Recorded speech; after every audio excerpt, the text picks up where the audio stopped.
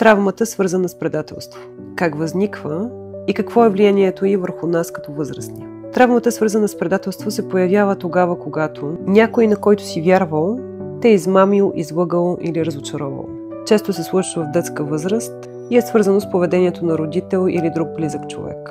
Например, било ти обещано нещо, което е много важно за теб и което си чакал и в крайна сметка не си получил. Другият вариант е да си бил свидетел на предателство. Нещо, което се е случило в семейството. Развод, изневяра или системни лъжи. Как се проявява по-късно в живота? Свързана е с две основни теми – доверие и контрол. Обикновено, когато има такава травма, на човек му е трудно да се довери на другите. Винаги е в едно напрежение и очаква най-лошото от тях. Също така, поведението става контролиращо, защото човек се страхува, че ако не държи всичко под контрол, той може да бъде наранен.